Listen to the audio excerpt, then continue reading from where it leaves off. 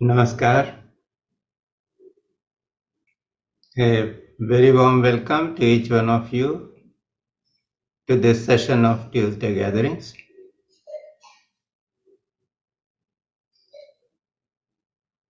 Let us begin with a prayer for grace.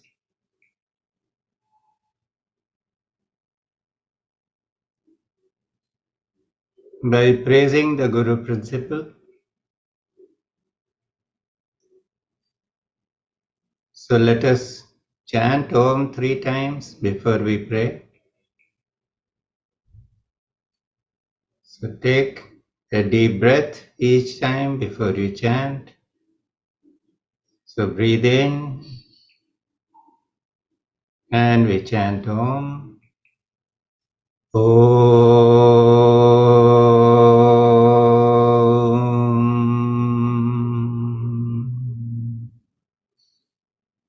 Breathe in and again chant. Om.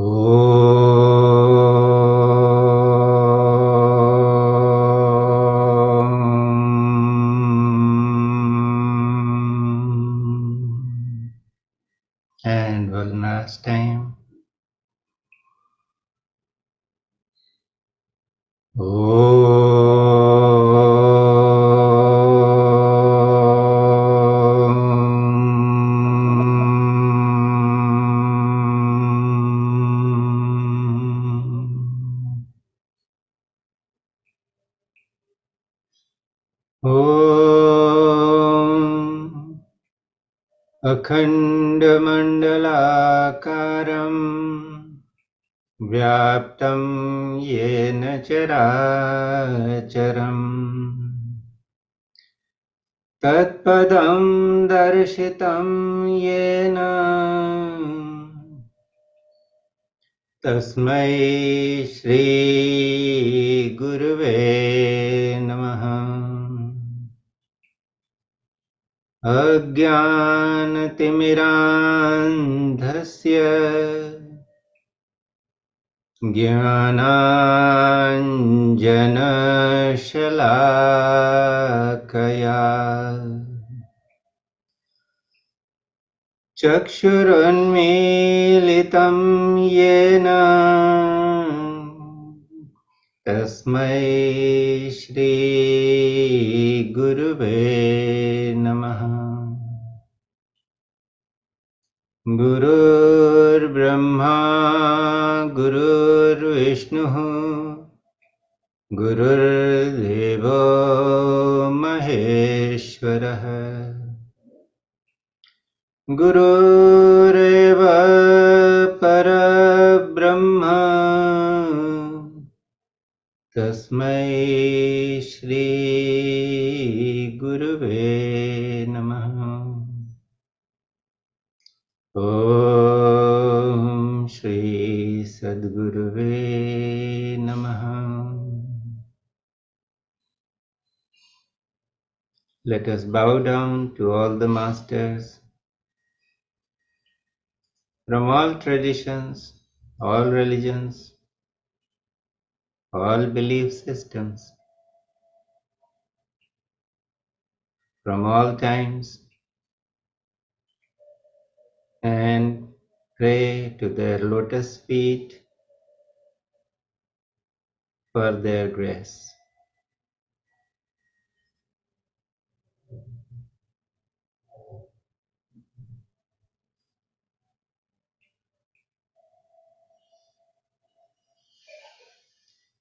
Once again,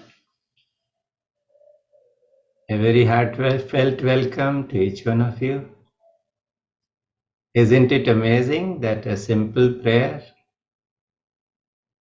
puts us in a state of comfort and receptivity both?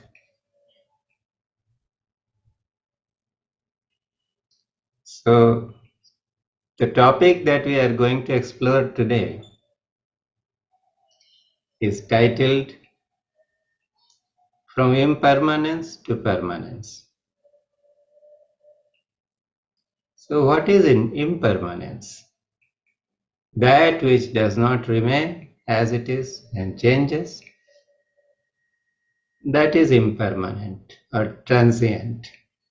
And anything that we see around us in the material world has a shelf life, it has a lifespan, and after that time it will go away. It will be wasted. It won't be there anymore.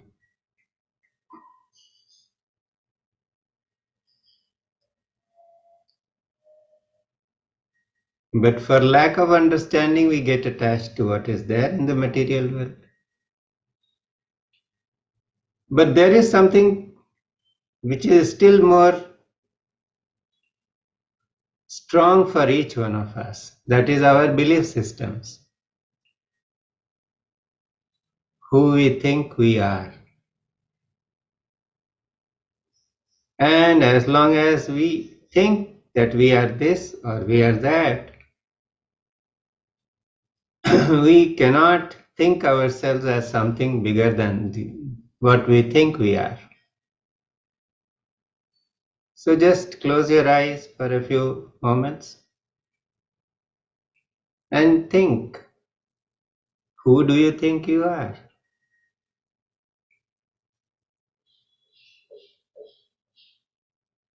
Are you concerned with your body? When it comes to ourselves, we always say, oh, this is my body, I am this body. Then the description of being a man or a woman, your age, the kind of life you are leading. If there is some young fellow, he will say, oh, I am a boy, I am a child. Many of us are even senior citizens. We will say, I am a senior citizen.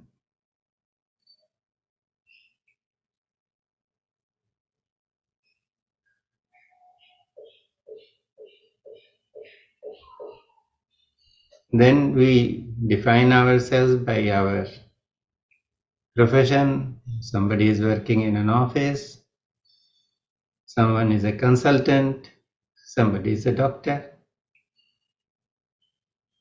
So they will say, I am so and so, I do this, I do that.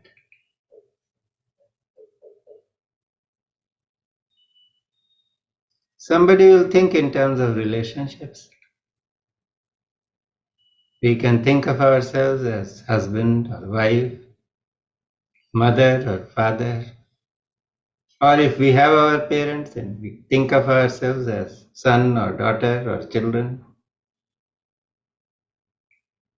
And these roles keep changing.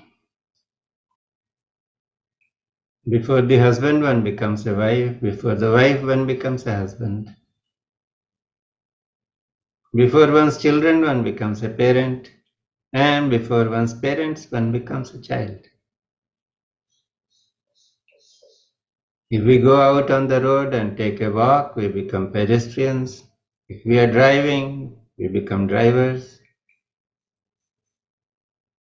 So there is somebody inside each one of us that is playing all these different roles.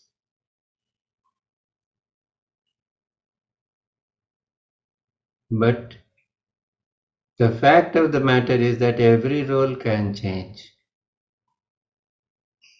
So any definition that we really give prominence in our thought process, that will hold only for some time. But after a time, it will not hold.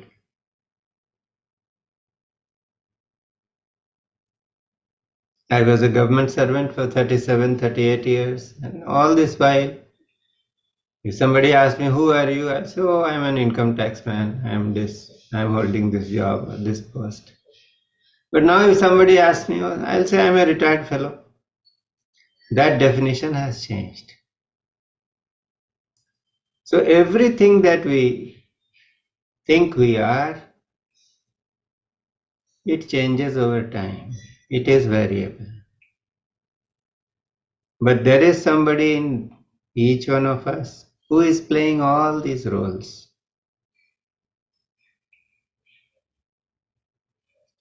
And that person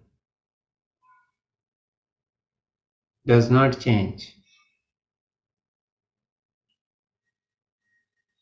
You have been a child, And today you are in a much more senior position in terms of age. But when it comes to yourself, do you really think that you have changed? It is the same being who is inhabiting or living in this body.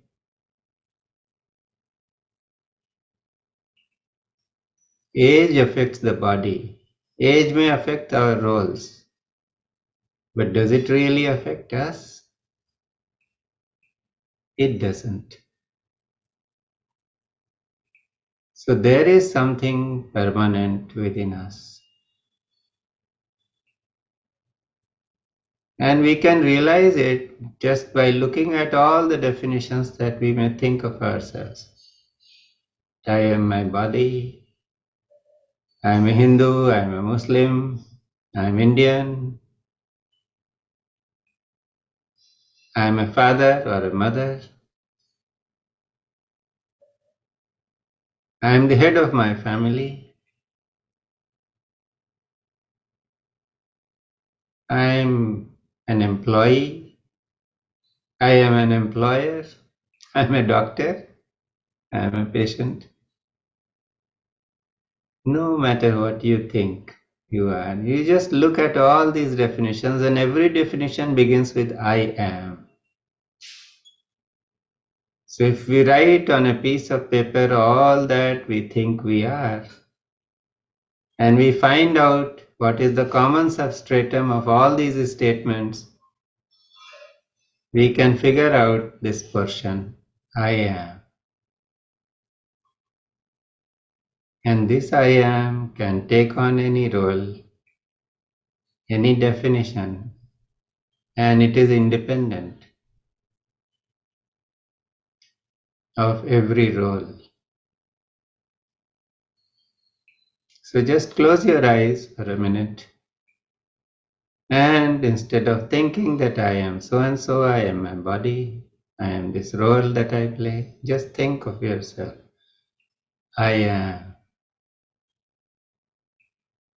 I am, I am. And you'll feel tremendous expansion, a sense of centeredness. All the anxieties and worries are associated with roles that you play. But if you identify with the one who is playing the role, there is no anxiety. You rest easy.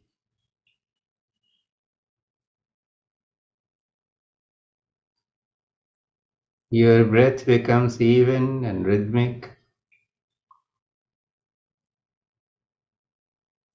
You can very easily identify with the pranic energy in the body. In fact, with each breath, you can feel your energy and vibration going up. And just by this simple practice of identifying with I am, so identifying with that which has no identity, I am, I am.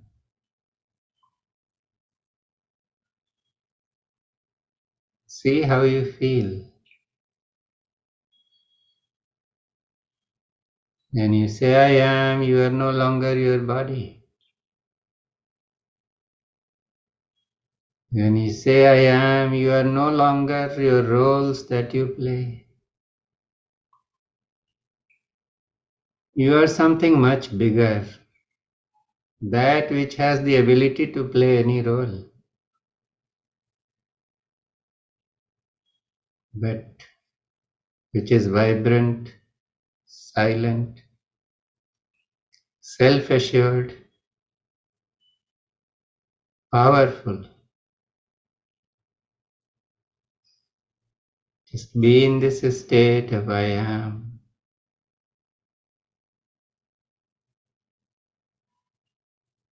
I am. I am. I am. I am. I am.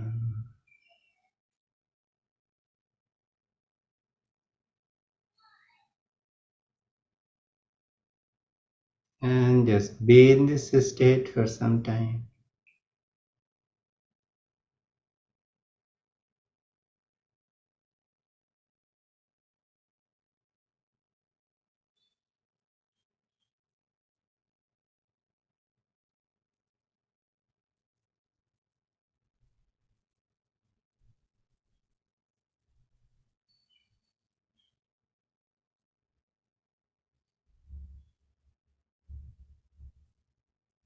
And now you may gently come back to your relationship with your identities. And when you are ready, you can open your eyes.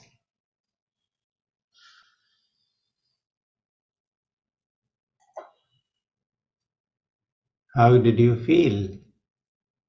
Will someone like to share?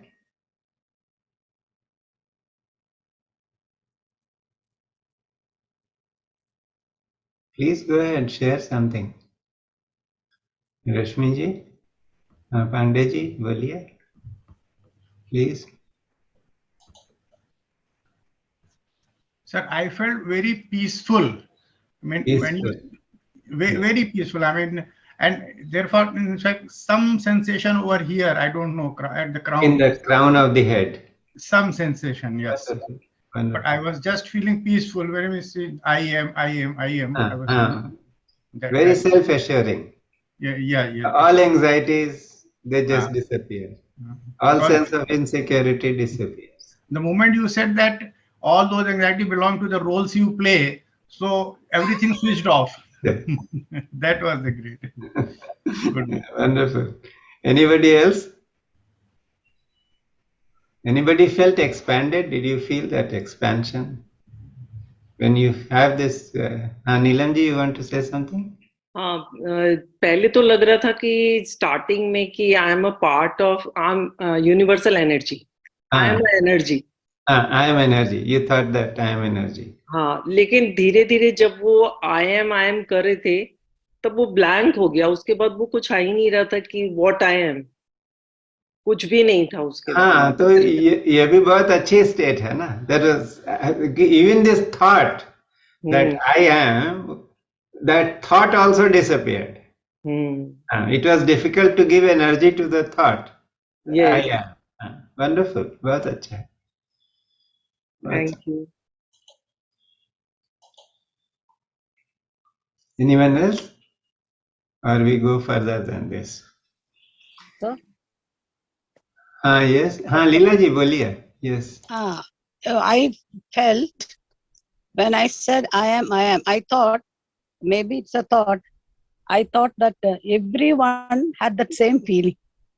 That I am having the same feeling that everybody else has.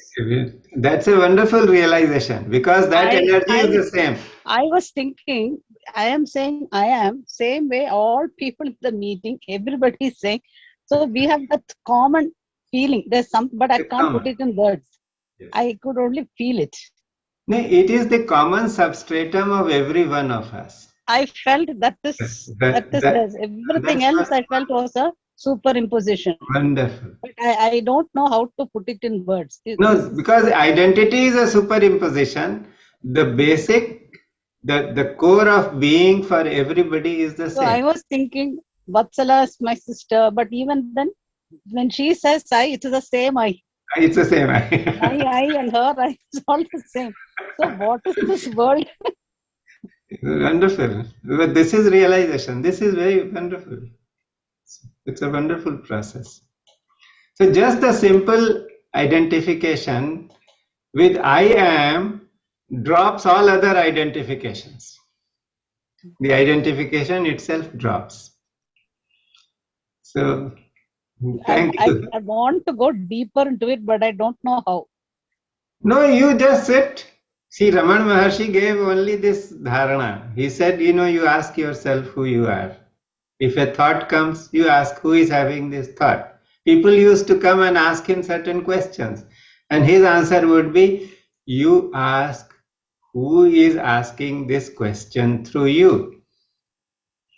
So basically, he brought everybody around to this particular thought, I am. So who am I? So instead of saying who am I and thinking, you just drop that thought and establish yourself in the thought I am. And suddenly all other identities start dropping. There is tremendous expansion and you touch the universal energy. And when you start becoming one with the universal energy, then even that thought I am, it disappears. Because there is nobody to think. To be able to think I am, there has to be an individual. Now the individual has merged with this. This is what Neelamji said. She could not think. It just initially she thought, oh, I am becoming one with universal energy, and suddenly this thought disappeared. Because this also is a thought. So you get into that state of no thought zone so easily just by contemplating I am. And sir, and I felt that this awareness, whatever this I, that the consciousness was always the same from my childhood. It is the It same. has not It has grown. never It has changed. not changed. It has never changed. That is what I said. Yesterday, last year, it is the same. Only the events have changed, and The body changes. Our mind rules also has change. changed. That I has never changed. Mind, thoughts, everything change. But something behind doesn't change. Wonderful. Maybe the life principle, I don't know. So, are we prepared to go to another leg of this journey? Yes, yes. See, the most important identification we have is with our body. Because it is the body we just take care of so well, and we already there is a fear of death which is very strong. Because what will happen if this body were to go? We sleep, we do not have fear because we know that we are going to wake up in the same body. But the very thought of death is scary because we do not know when death happens, where are we going to wake up again? So that is why to break the identification with the body, it is suggested that we meditate upon death. Because who is dying? The body will die. But the spirit that has taken birth is going to be there. It is the same. It is not going to die. So it has to be understood not just intellectually. Intellectually we all understand, but the fear of death remains. So if we experientially understand this, then it becomes much easy to be ready when the time comes. So let us do some kind of a small dharana, or maybe it will be a little longer than what we did with I am. See, I am was to give you a taste of just dissociating with what is impermanent or what is not permanent to that which is permanent, that I am is permanent. So when we do this, everything changes for us. Here what we do is that we think of the body and then we find that we exist without the body. And what happens to the body thereafter? If we realize this, then we can come to an understanding that death is something which is natural. We are born, we will die. But who will die? The body will die. The spirit will remain. And that is why you see so many practices we do. When our parents die or some relatives die, we do the in the Pitru Paksh we do Tarpan, we do some Shraddha practices for them. Why? Because they are very much there. In the spirit world, they are there. The relationship is still there. So if we do something with love for them, they will receive and they will be pleased. If we serve people in this life, people are pleased and they give you blessings. In the same way, if we serve the ancestors or those whom we love and they are not with us in the physical body, we serve them, we pray to them, we just offer them something and they are pleased and they offer blessings. So this is very real. So we can do something with our own practice to realize that we are the spirit, we are not this body.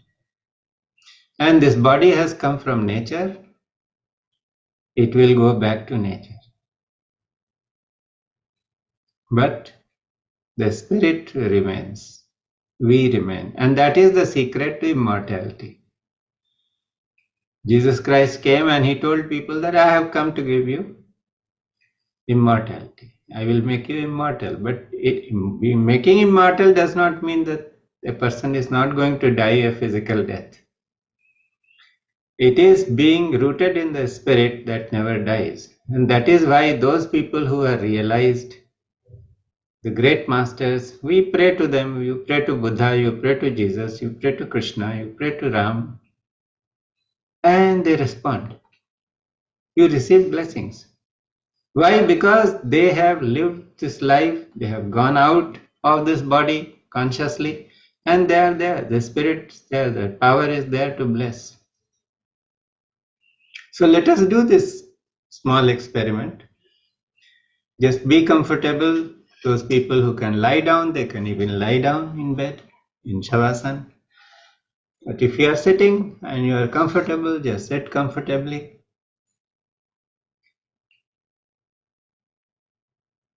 Close your eyes.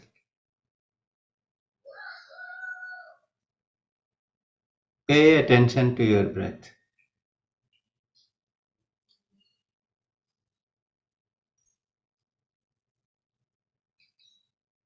And as you settle down, begin to relax your body limb by limb.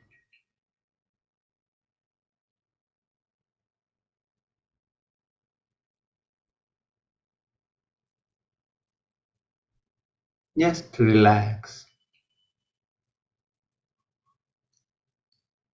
You are releasing the mind's grip over your body. And feel that a soothing wave of relaxation is coming over. It is starting to spread from your fingers and toes to your hands and feet.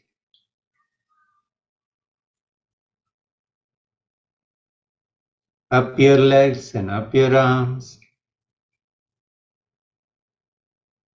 to your torso, neck,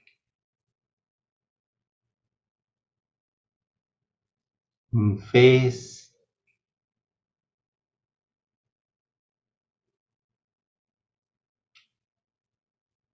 Fully enjoy this moment and feel the pleasure of letting go.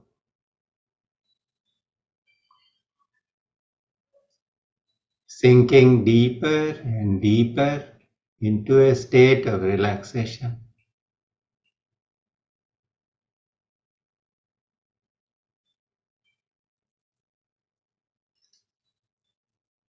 Let your breath be natural and spontaneous.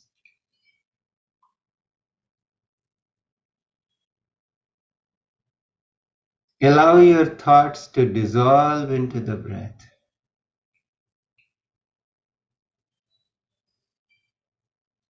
So that there is little thought in the mind and the breath is flowing in and out spontaneously. like the waves in the ocean.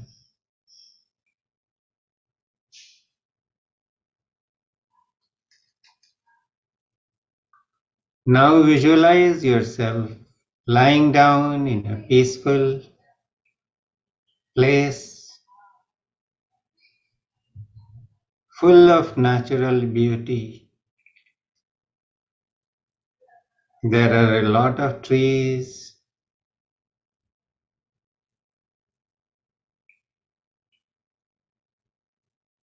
and visualize yourself that your body is on a patch of grass which is absolutely green and soothing.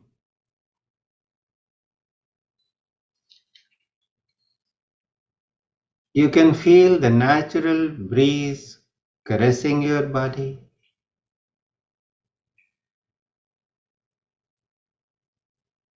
It is quiet and lonely, and there is total peace.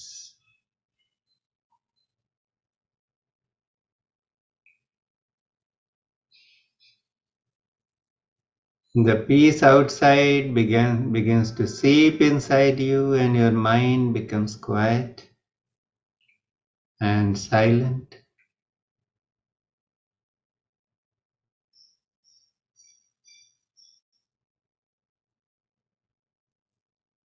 Review your body, feel its vitality and energy.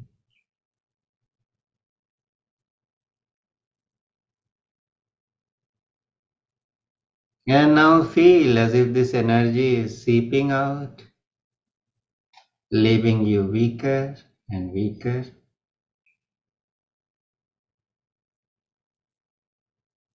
And as the vitality seeps out, your breath also becomes weaker.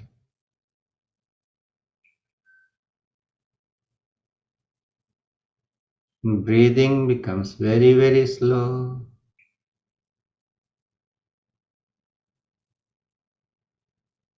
Slightly difficult.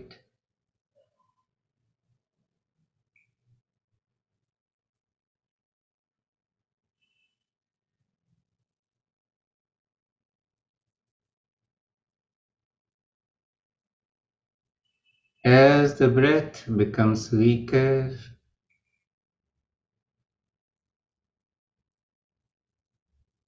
there comes a point when you feel that it is time for the last breath, which may go out and not come back.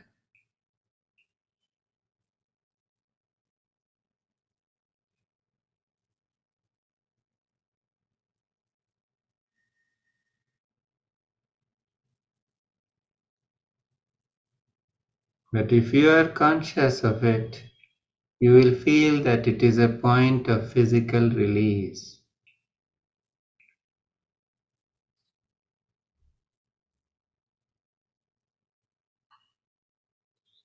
You start feeling a genuine desire to let go of the body.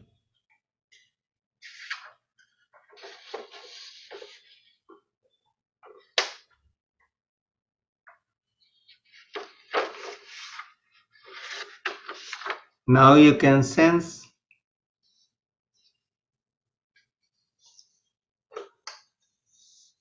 that there are only a few breaths left for you to take.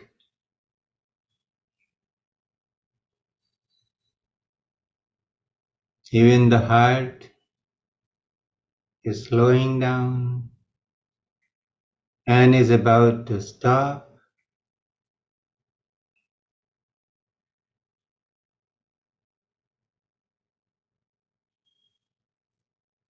There is a tremendous feeling of physical release, and the last breath leaves your body.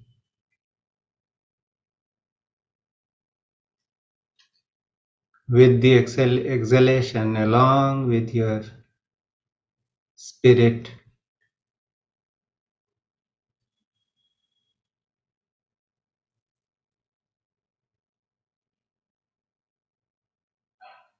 This pranic body of your spirit hovers over your body.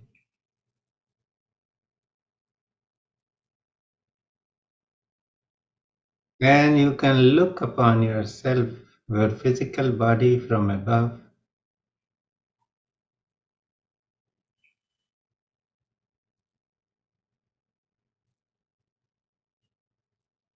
Till a few moments ago it was your body, and now you are outside of it. And you can look at its features.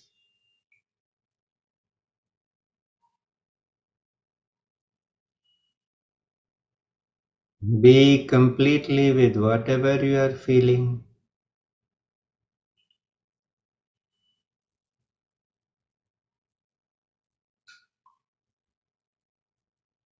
Continue to be aware of this body which is lying.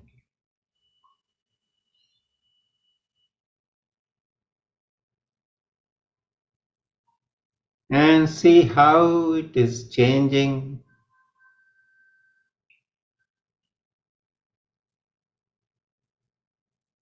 as various phases of decomposition set in.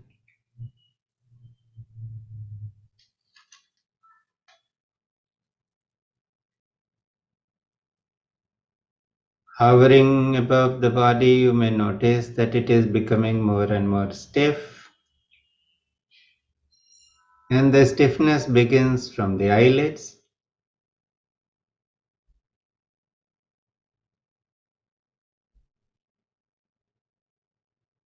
The jaw and neck muscles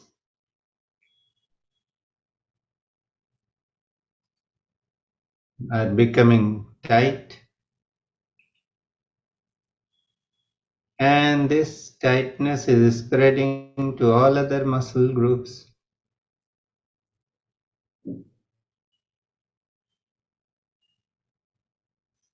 The joints are getting locked.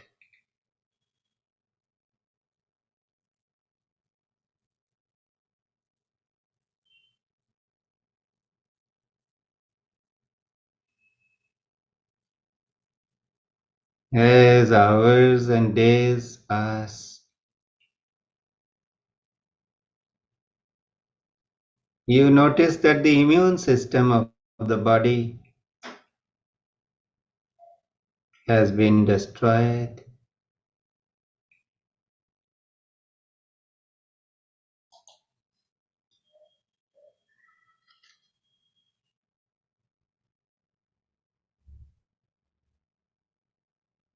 As the bacteria begin digesting the internal organs,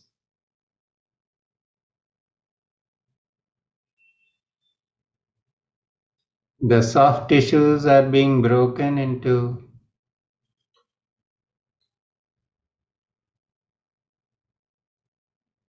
liquids and salts and gases. The stomach tends to bloat.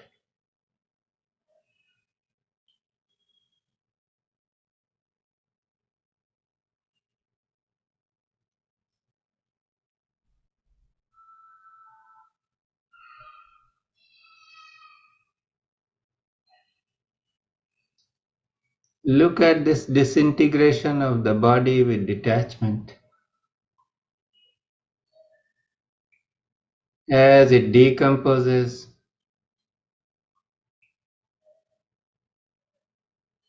and you watch it from above, you realize that this body was just a vehicle you had, borrowed from Mother Earth, and it has now returned back to Mother Earth.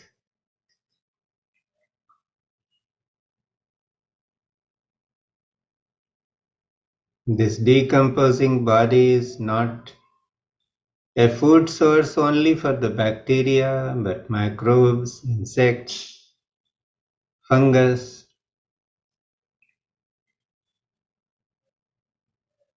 scavengers, and the process of this decomposition is getting accelerated.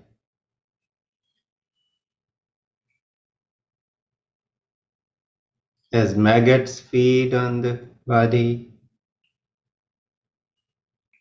animals and vultures come to take their share.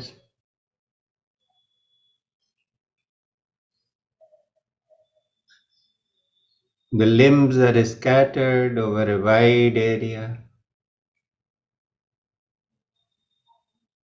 by these. And what is the net result?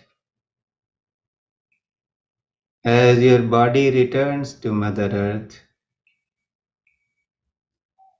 the soil on which your body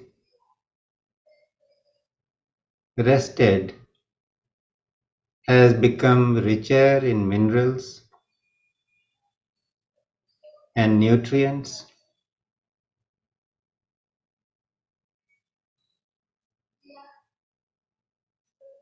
The grasses are now greener in color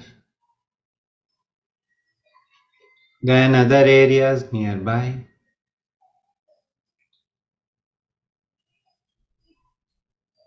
Plant life is being nourished and is more diverse.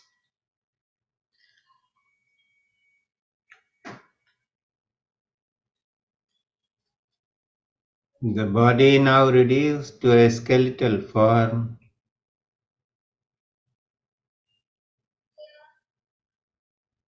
is exposed to wind, sun and rain.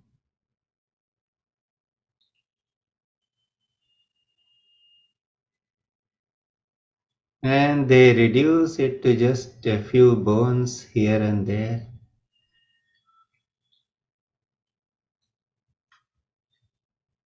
And after some time, the elements reduce the skeleton to only dust as the final storm sinks it deep into the earth.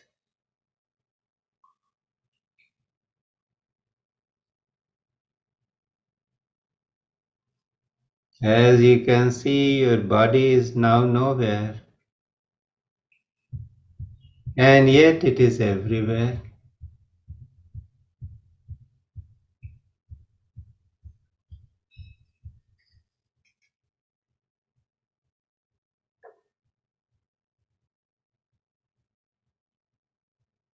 Look around the local environment.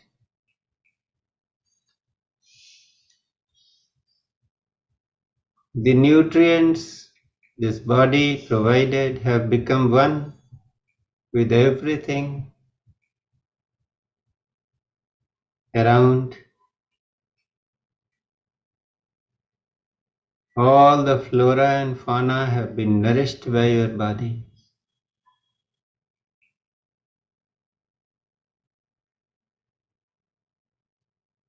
Allow your spirit to ascend higher.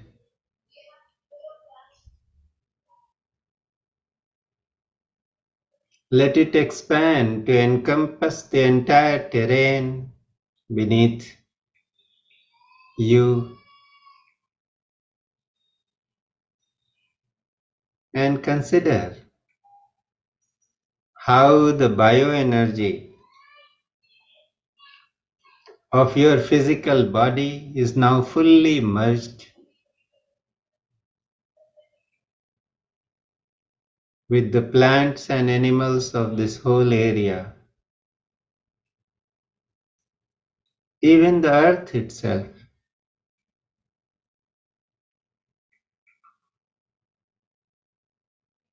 And as you consider this, you realize that nothing was ever gained and nothing was ever lost.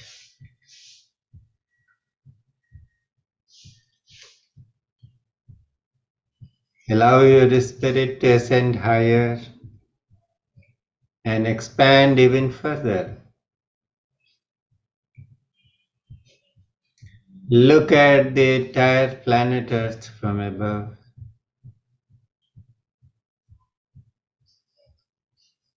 Consider how the elements of your body have reunited with the elements of Mother Earth.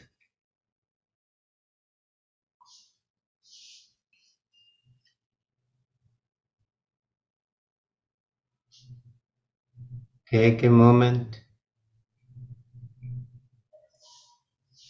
and consider this. The collective vital life force energy of the entire living planet Earth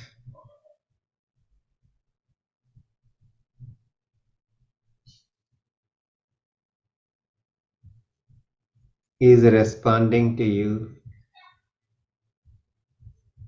It has an intimate connection with you. So allow your spirit to envelop the whole planet, all plants, all people, all animals, all life forms.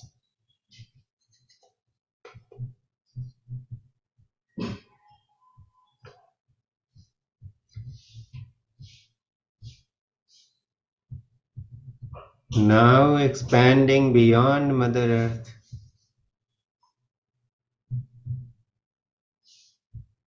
look at the sun in the center of the solar system.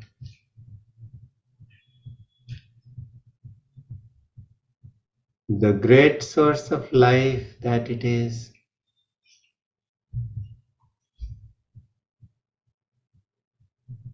All prana comes from the sun. So consider the immense energy, power and vitality which the sun embodies.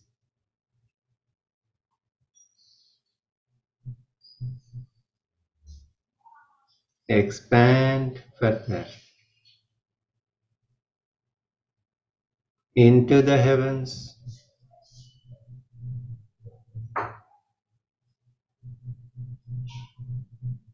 Continue to view all other various stars, solar systems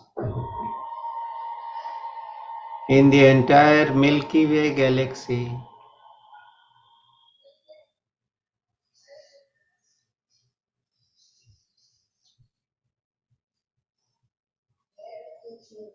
What a sight to behold! And you understand that it has a life force energy of its own. And give yourself this moment to witness this spectacular beauty and immense power of everything within the Milky Way galaxy.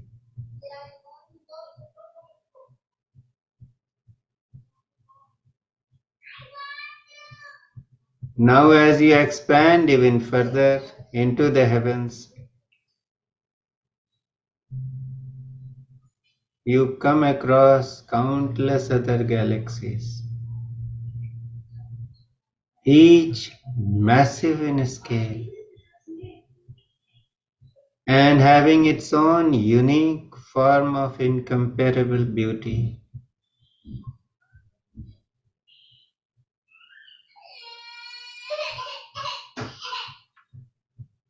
Expanding further and further out, you can see all these galaxies form a web.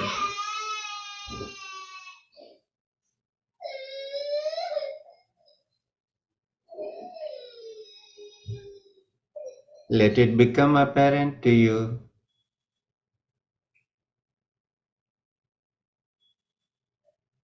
that everything is connected by an unseen force or energy.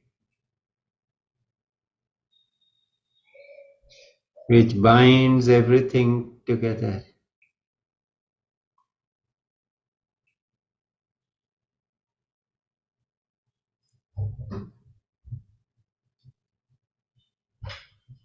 Take a moment to feel the tremendous power and energy that binds all the galaxies together in this immense and endless way of life.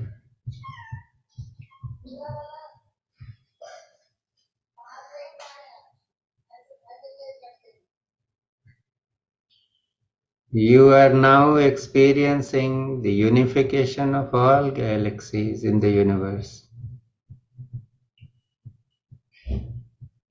and the feeling of immense totality.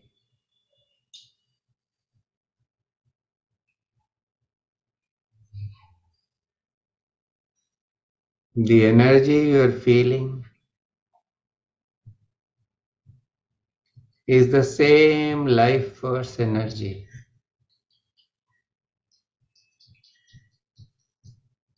that animates the countless lives of countless planets, countless animals, and countless people on all the various planets and galaxies spread throughout the universe, all deriving sustenance from the infinite web of life.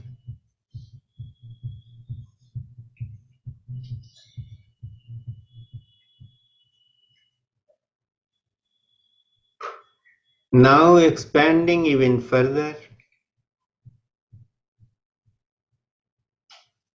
this web of galaxies begins to look like a single fabric of golden cosmic energy which surrounds you in every direction, like an infinite ocean of light. This blanket of shining energy is the uniform universe which you now can see as the all-pervasive energy abundant in the universe.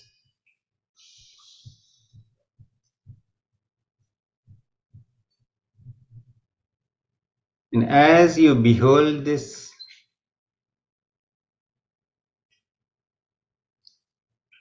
you realize that there is no death, only life, infinite and eternal life.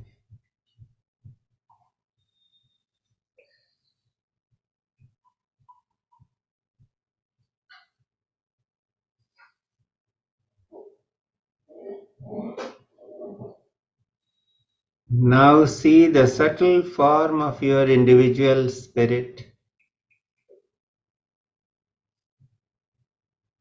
emerging from this infinite sea of life force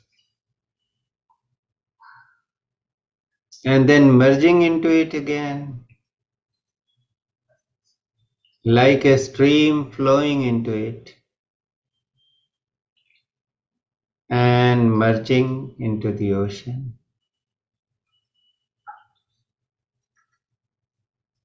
And as you fully merge with the brilliant golden sea of universal existence, you experience yourself and this universe as both energy and consciousness.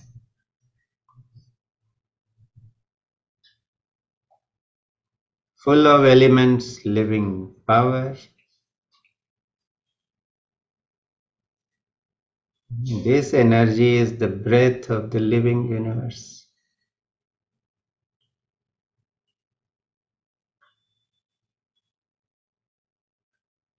Your breath is now one with the breath of the living universe. You begin to experience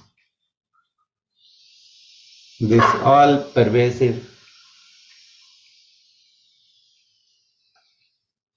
living energy as frequency and vibration.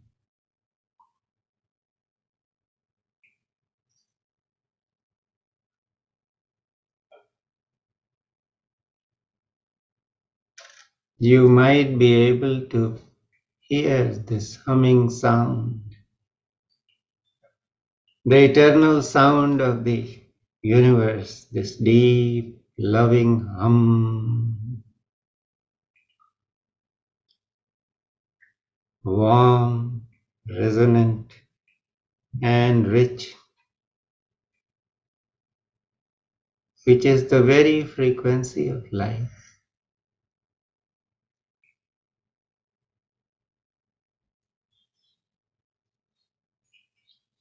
As you continue to relax and listen to this omnipresent sound of creation, you are now completely one at the purest level of being.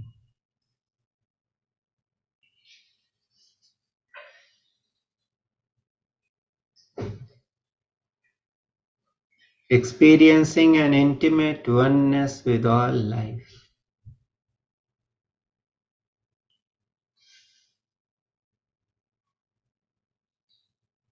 At the most fundamental level of being.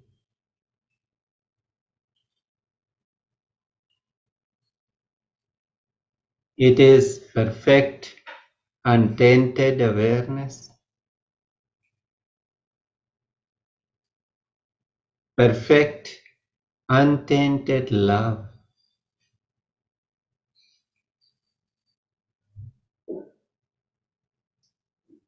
Now you are that all-pervasive,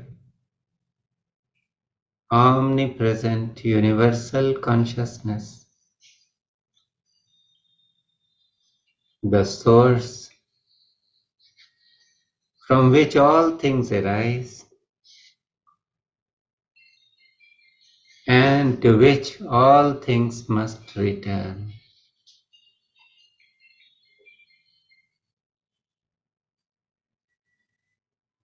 Enjoy experiencing this bliss of being as your innermost state.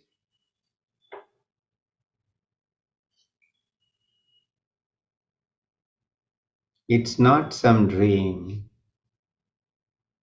This state is real.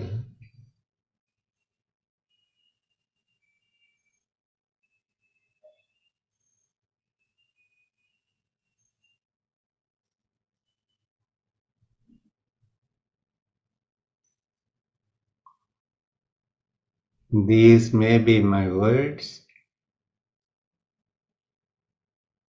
but your experience is real.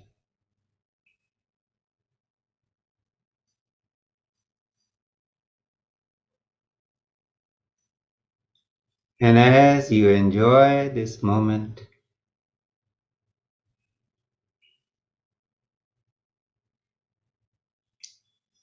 of oneness with the whole universe,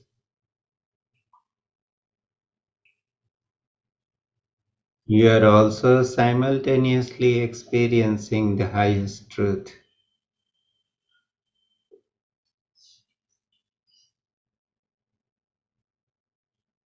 So let us take a few minutes of total silence to fully imbibe and nurture the tremendous power we are accessing just now.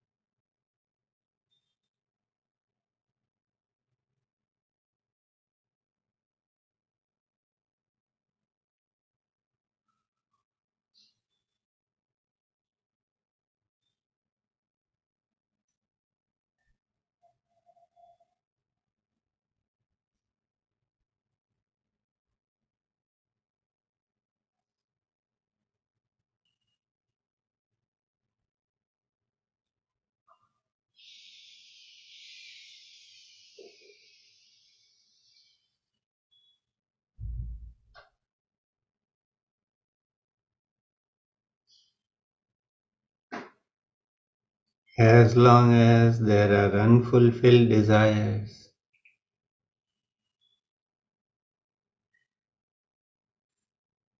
we are required to come back into the individuated state of being, and we have to take birth again and again.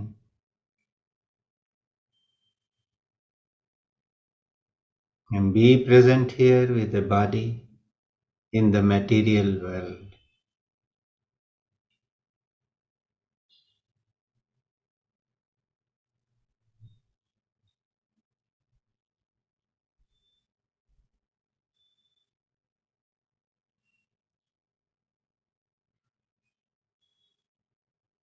So just see the breath body of your spirit, the pranic body emerging again,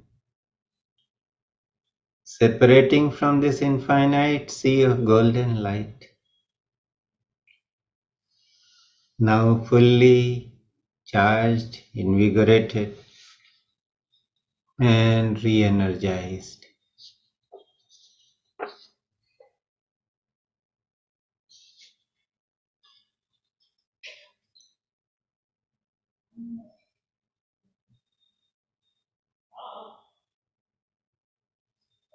As this body separates, there is a divine void around it. And this void creates that spark of creation which remains with you all the time and gives birth to all the various layers of your being. This divine spark is the creative power, the feminine principle, the Devi, from which the light of self-effulgence emerges.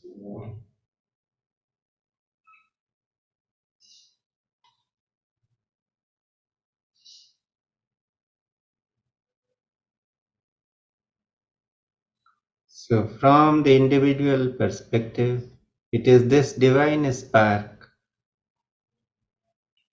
It also has the Ichha Shakti, the power of intent that allows you to be aware of yourself as the pure I am, bereft of all identities.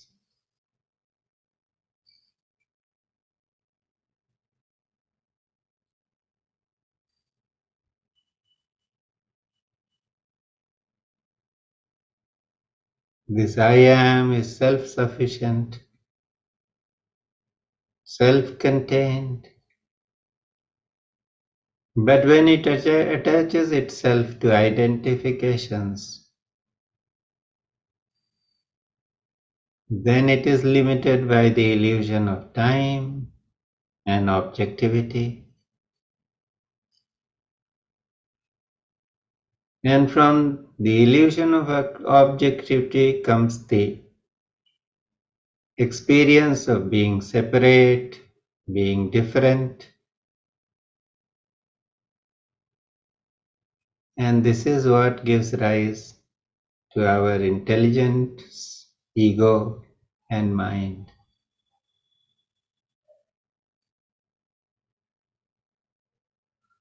When this divine spark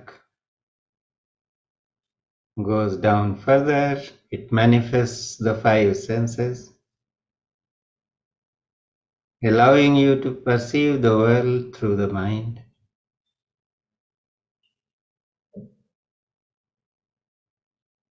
And unfulfilled desires which you want to fulfill through the mind and the senses, they propel you in this world once again.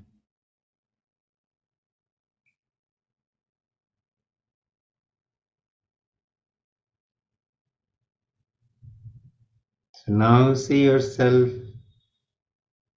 as the breath body covered by this void filled with this divine spark, watching everything.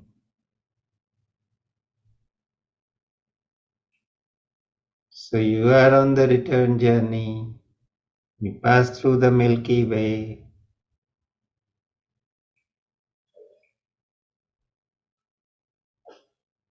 Come to the solar system. Come down again. And you see this beautiful planet, which is a blue planet and is shining with a jewel-like single moon.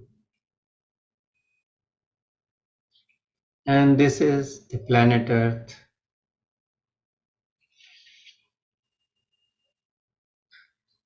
Take a moment and look at this supremely beautiful planet. When you come closer, you become aware of its various continents, oceans, mountains.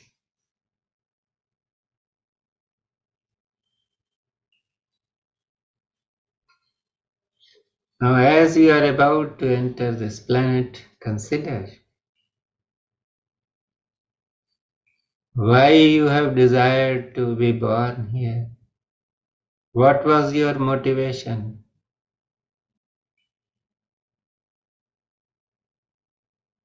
Why did you come to be born in a particular location, in a given family?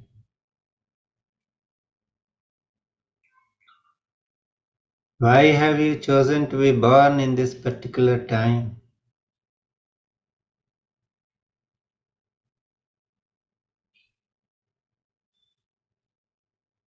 Think,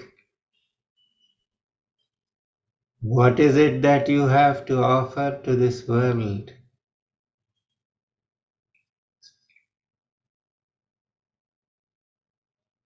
How is it that you are going to make a contribution to this planet in this place and time,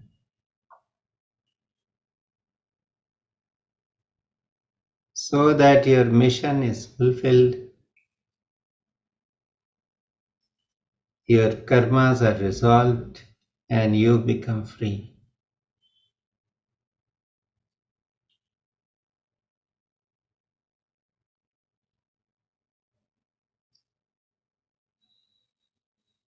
If there are any insights,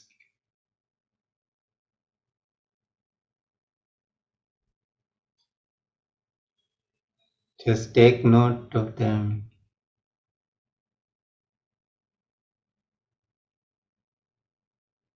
So that you can receive guidance later on and do what is necessary for you.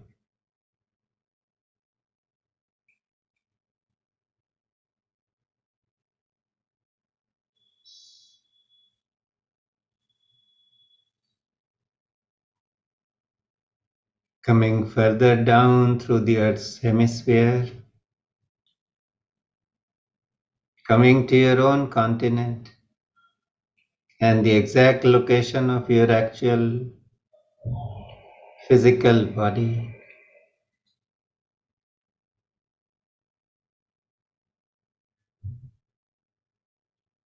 Again, take a careful look at your body from outside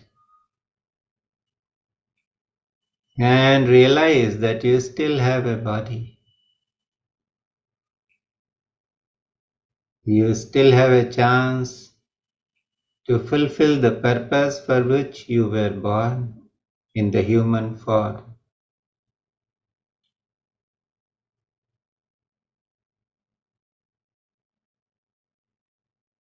Enter your body.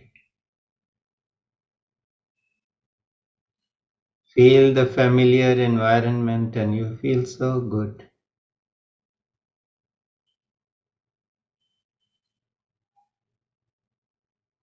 You are home in your own skin.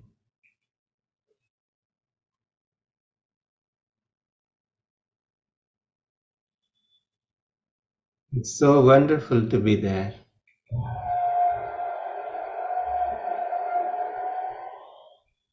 But you will notice that now there is higher awareness.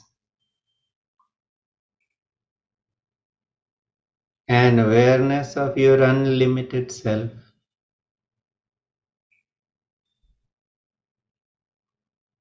A remembrance of your truth. A recognition of your true self and of your immortal nature.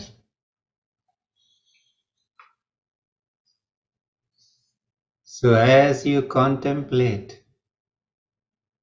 your immortality,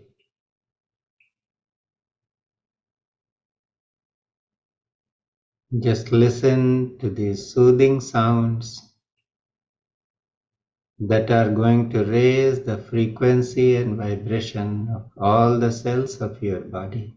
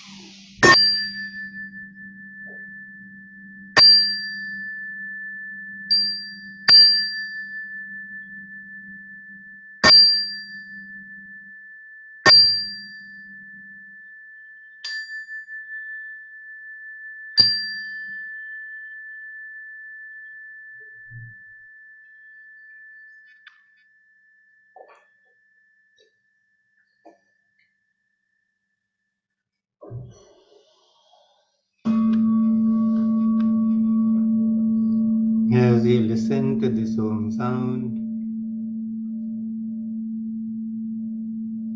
gently bring yourself fully to the body.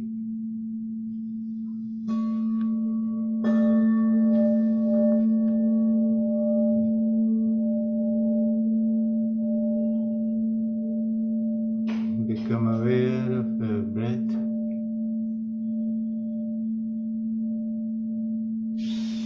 and allow the breath to move the prana.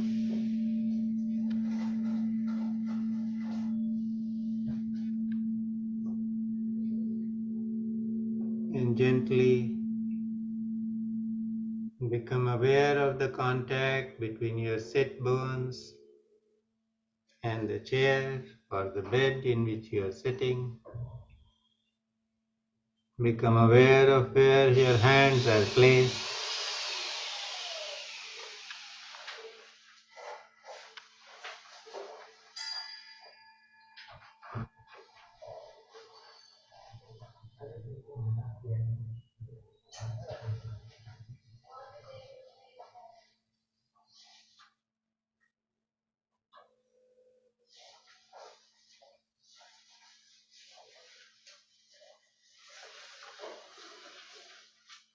Gradually become aware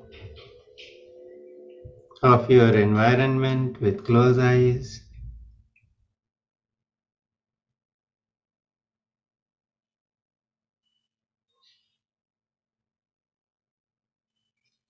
Feel the harmony that exists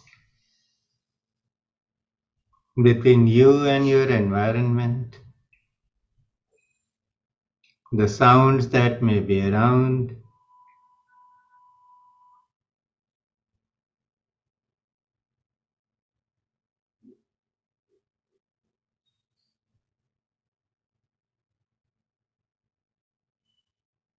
and when you feel like, you can just bring your palms together, rub them against one another.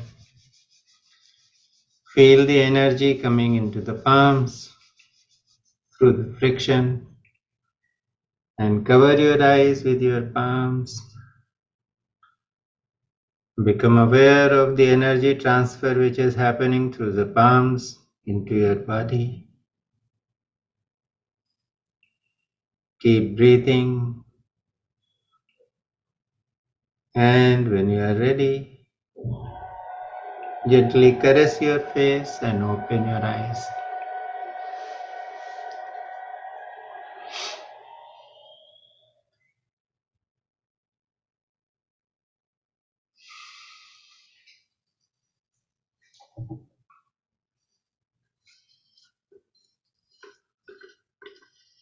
So how did it go?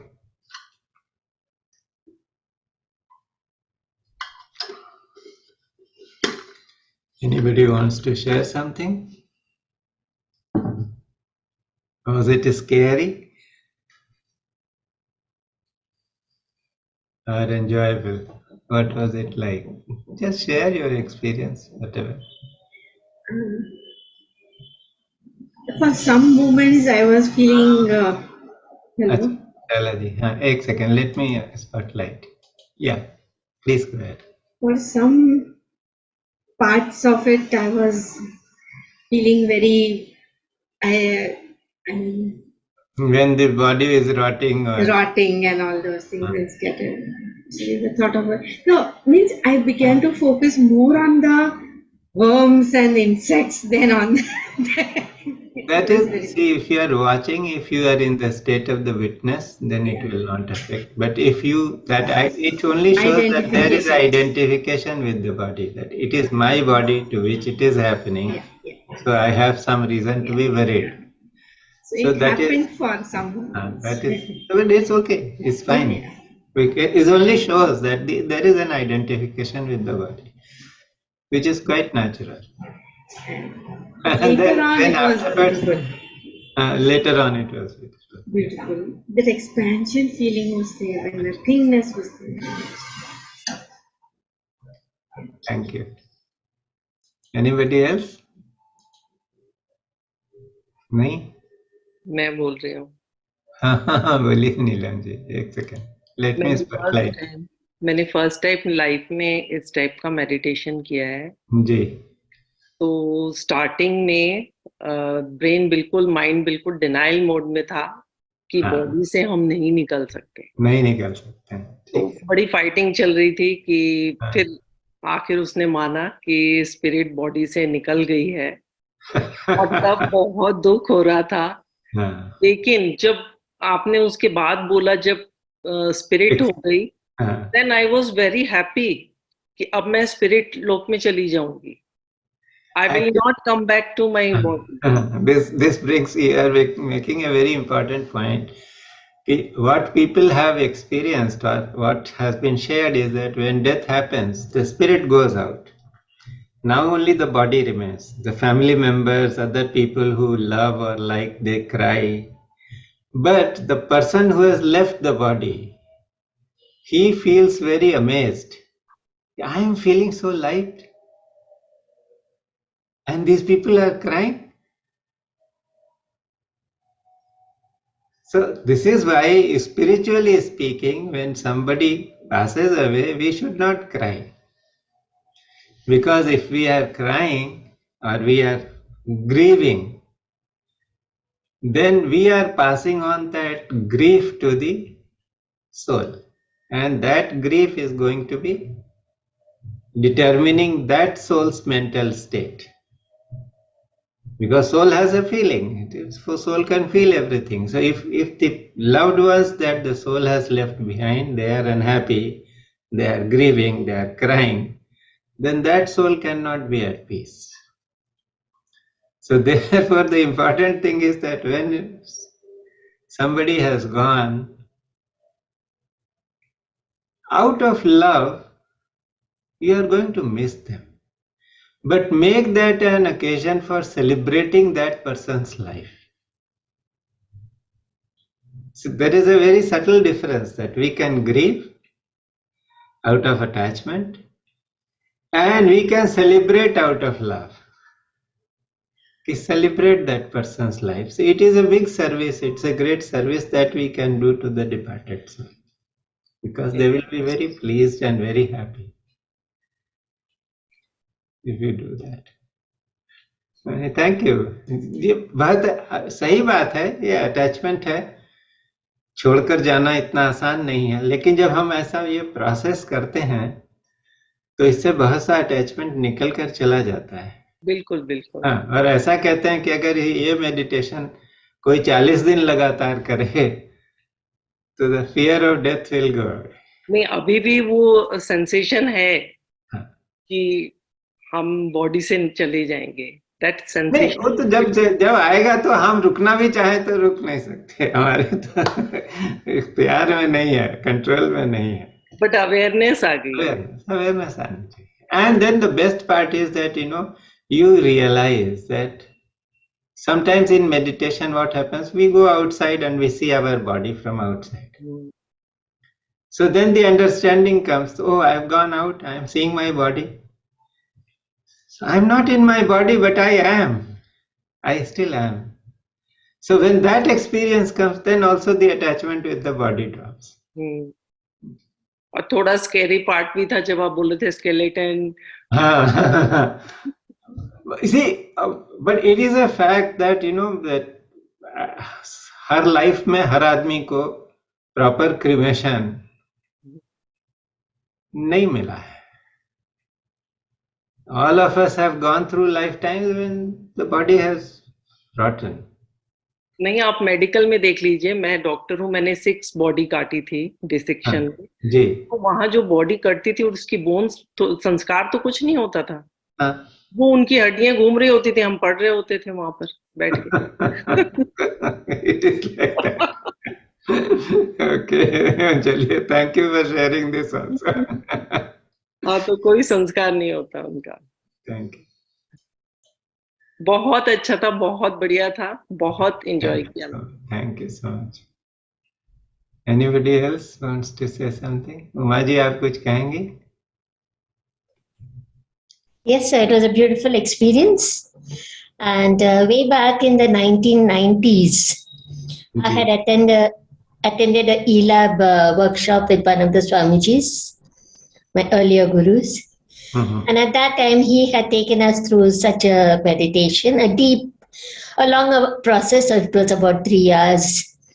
And ever since that time, I have been doing this quite often. So it is really wonderful that every time I have been doing it, it's a different.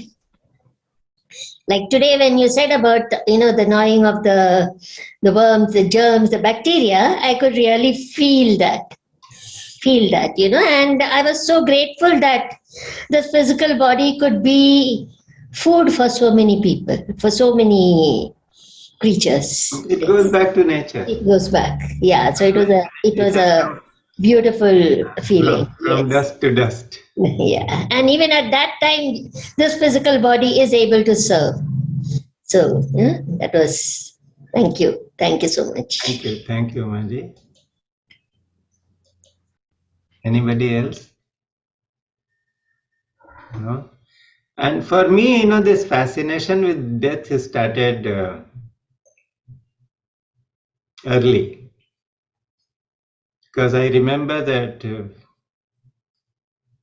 my father and my uncle, they were sitting together and having a conversation. And my uncle was always, he used to go to the masters, he would go to the gurus, and one question he would always ask: how can I prolong life? And he had a very good health. I think till the age of 80, he had not visited a doctor ever. But he would always ask this question.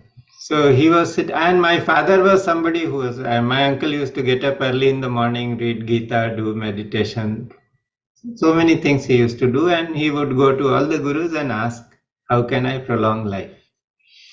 And one day, they were all, the uncle had come home, and they were sitting and chatting, and suddenly he was mentioned about going to some guru and what answer the guru gave. And my father asked him this question, कि भैया आप इतना जीना क्यों चाहते हैं? And I could see that my uncle could not give an answer on the spur of the moment. So then I was a small child sitting, playing there. So he looked at me and he said, and my brother was also sitting there. So he pointed to us and he said, I want to see these buds blossoming into flowers. And my father said,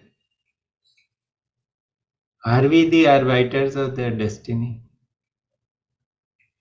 God has brought them here into this world. He'll take care of them, whether we are there or not. If they are destined to grow in a certain manner, they will grow and experience their life. So why should we worry?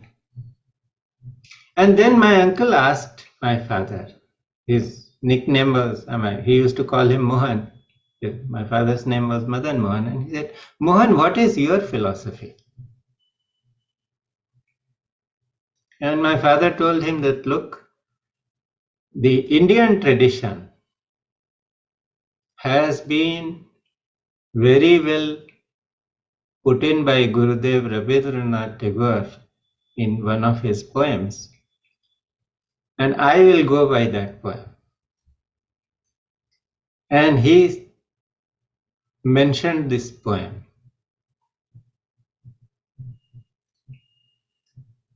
Gurudev says, what shall I do when the angel of death knocks at my door?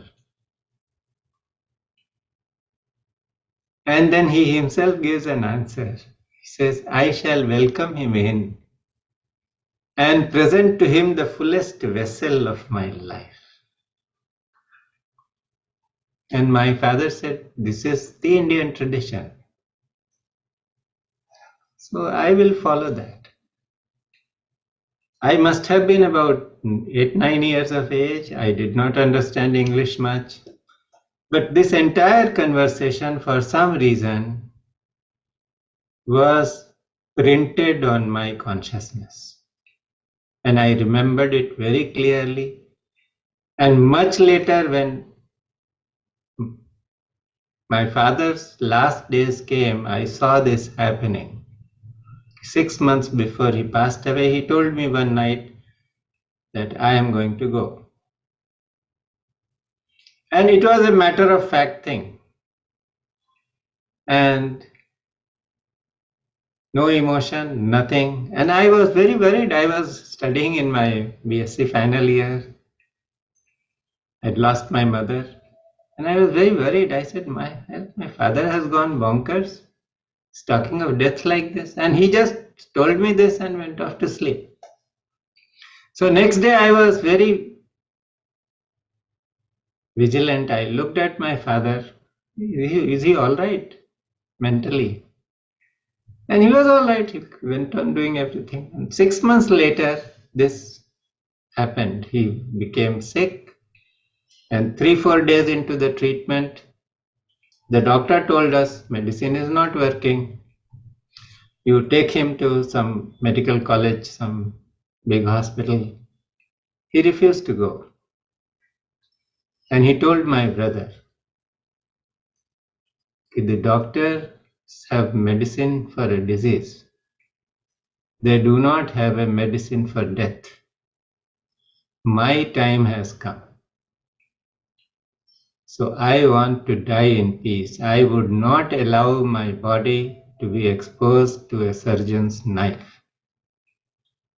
So this was final. And in the next 10 days, his condition deteriorated. He passed away. But I had this association with a father who had absolutely no fear of death, who knew 6 months before that he was going to go. His days were numbered. And when it happened, he just surrendered himself to it. So in our tradition, what is there? Death is the culmination of life. So we must live life in a manner so that when the death comes, nothing is to be done any further. With the last breath, you go out of the body as if you are going out shopping. And this is what Solitavaryaji said to my father-in-law once. They had met, and my father-in-law, of all the questions he could think of, this question, how long do I have? And I was very curious to see what kind of answer Solitavaryaji gives my father-in-law. I said, why do you want to know this? So he said, no, I just want to put my affairs in order. He did not give that answer, but he said that, look, there is an old Chinese proverb which says that an outgoing breath does not guarantee an incoming breath. So each time you breathe out, be prepared to go. And this is a great teaching, that we are living life, but we should be in a state of readiness. Who knows? The breath goes out and it will not come back. So it's time to say goodbye to this world and go. But that kind of self-assurance will happen only when we have finished our karma. We have fulfilled our mission in this life. So if each one of us has to think that we have been brought here in this world, what is our mission in life? And how do we complete? What are we doing to complete that mission? So I think enough of talking has been done. So if you enjoyed the session, my purpose is over. But I knew it was going to be scary, because just thinking of one's own body rotting, being eaten up by rodents, or being eaten away by vultures or animals is not a very happy sight. But the idea is just to bring it home that we have come from nature and we go back to nature. And yet the spirit is there. It is always going to remain. So this is the journey from impermanence to permanence. If you have any questions, I shall be happy to answer. Otherwise, we will finish.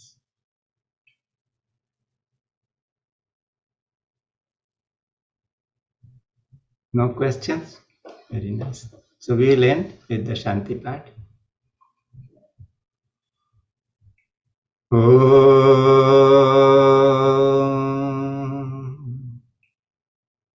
Sarvesham Sastirбhavatu Sarvesham Shantirbhavatu Sarvesham Purnam Bhavatu Sarvesham Mangalam Bhavatu Om Sarve Bhavantu Sukhino Sarve Santu Niramayah Sarve Bhadrani Pashyantu Ma Kaschid Dukkha Bhag Bhavet Om Shanti Shanti Shanti